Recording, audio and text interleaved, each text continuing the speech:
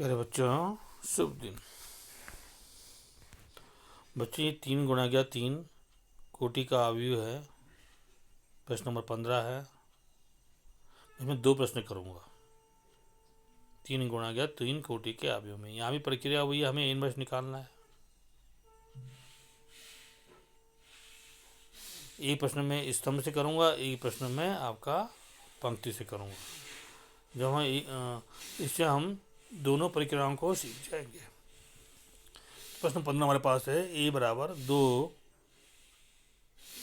2 3 मैं बात कर रहा हूँ स्तंभ से है, तो अवयव 2 2 3 पहला स्तंभ, ऋण 3 2 ऋण 2 दूसरा स्तंभ, और 3 3 2 तीसरा स्तंभ। तो मैं इस प्रश्न को स्तंभ से कर रहा हूँ, तो सारी जो बातें करूँगा मैं स्तंभ की बात करूँगा। तो पहला चरण वही है, मूल विधि तो वही रहेगी हमारे पास कि हम क्या करेंगे, अवयव को ए बराबर आई ए के रूप में हम इसे लिखेंगे। तो ए बराबर आई ए लिखा। अब ए का मान लिखा 2 ऋण 2 2 3 ऋण 2 ऋण 3 2 ऋण 2 और 3 3 2 लिखा हमने। चरण 2 में हमने करना है कि C3 का मान हमने C3 + C2 करना है। आई का हमने C3 का मान, तो 3 ऋण 3 0 हुआ, 3 धन 2 5 हुआ, 2 ऋण 2 0 हुआ। तो जो C3 के अवयव हैं बाकी तुम्हारे पास ऐसे रहेगा।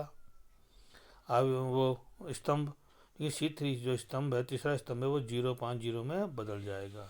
अब हमने C2 को बदलना है, C2 + C1 में बदलना है। ये बार ऋण 3 धन 2 यानी ऋण 1 हुआ, 2 धन 2 4 हुआ, ऋण 2 धन 3 आपका 1 हुआ। अब बदलना हमने C1 को C1 + 2 C2 में। तो ये हुआ आपका C1 कितना आपके पास 2 है, ऋण 2 0 आ गया, 2 धन 8 हमारे पास 10 आ गया, और 3 धन 2 हमारे पास 5 आ गया। तो ये 0 10 5 आ गया। ये कौन सा वाला पहला स्तंभ। इसी प्रकार हमने C1 को बदला C1 - 2 C3 में। तो C1 को बदला हमने C1 - 2 C3 में। तो C1 कितना आपके पास 0 है, और 2 C3 कितना है ऋण, ये भी 0 है, तो 0 ऋण 0 हमारा 0 आ गया। इसी प्रकार C1 कितना है 10 है, और C2 कितना है 5 है। तो ये 10 ऋण 2 गुणा गया 5, यानी ये भी 0 हो गया, 10 ऋण 10। फिर C1 कितना है 5, और C3 कितना है 0, तो 5 ऋण 0 5 आ गया। तो ये जो पहला स्तंभ है ये 0 0 5 आ गया। दूसरा स्तंभ आपके पास ऋण 1 4 1, और तीसरा स्तंभ 0 5 0 पूर्ववत है।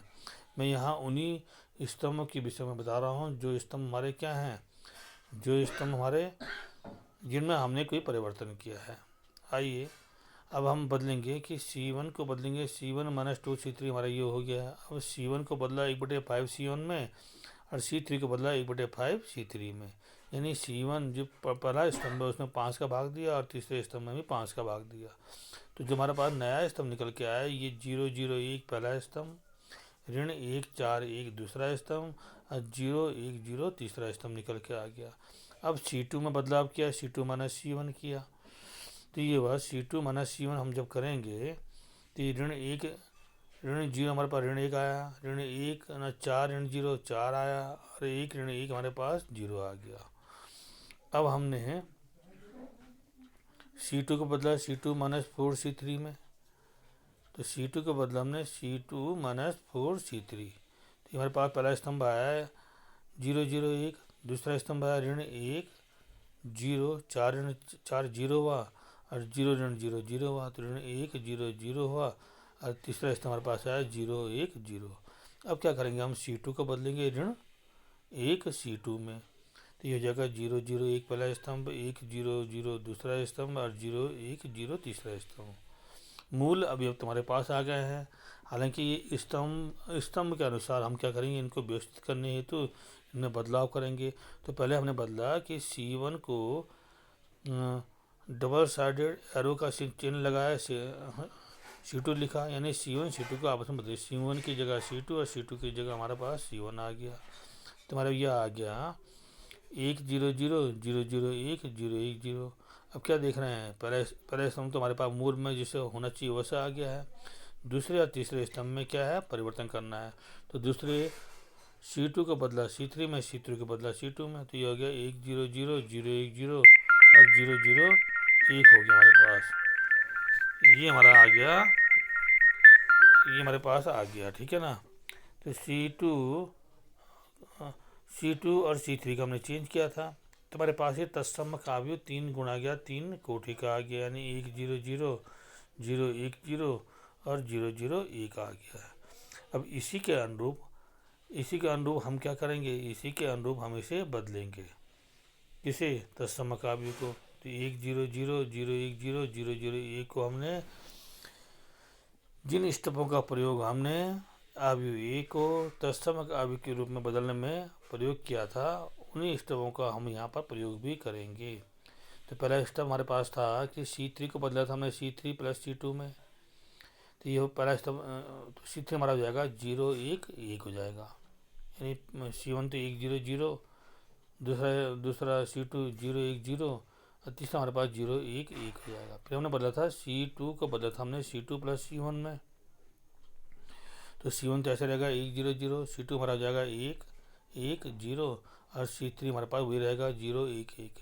फिर हमने बदला था C1 को, C1 बराबर C1 + 2C2, तो C1 हमारे पास बदल क्या हो जाएगा 3 2 0, C2 रहेगा 1 1 0 जैसे था और C3 रहेगा 0 1 1।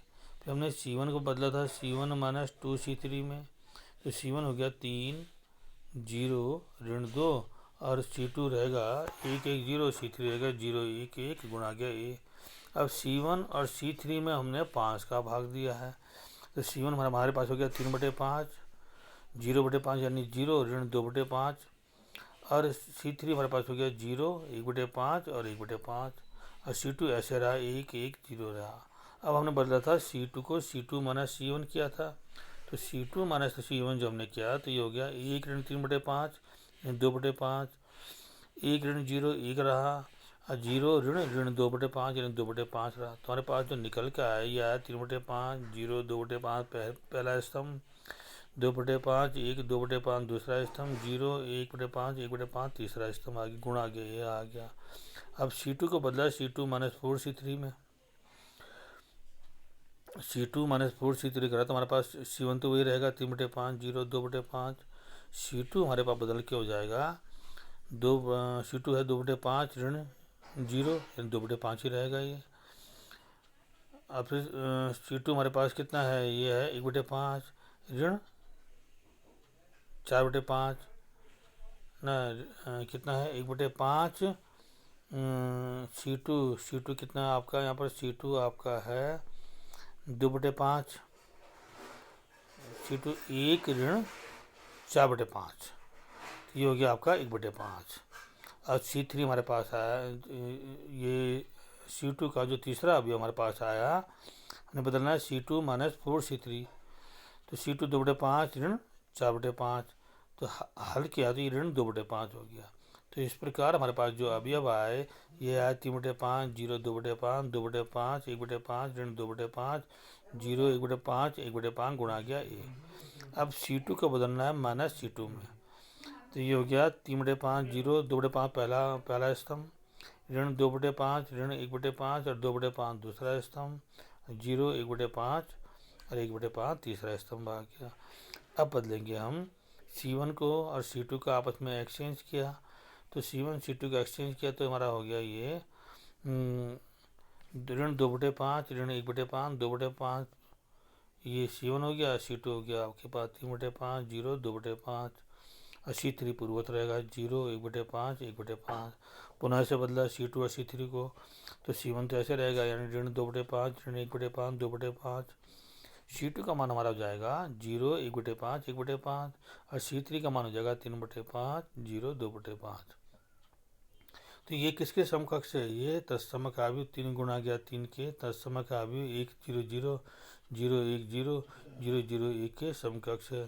तो अब तुलना इसकी करेंगे, I बराबर A इनवर्स A से तुलना करेंगे, तो I की जगह हमारे पास क्या तत्समक अवयव है, A की जगह A है, A इनवर्स का मान हमारे पास है ऋण 2/5 ऋण 1/5 2/5 पहला स्तंभ, 0 1/5 1/5 दूसरा स्तंभ, 3/5 0 ऋण 2/5 तीसरा स्तंभ।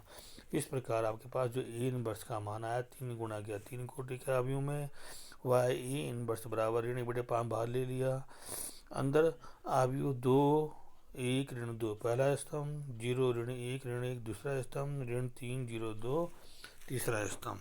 तो इस प्रकार बच्चों हमारे पास 11 सवाल हो गया है। तो इस क्लिप में आप लोगों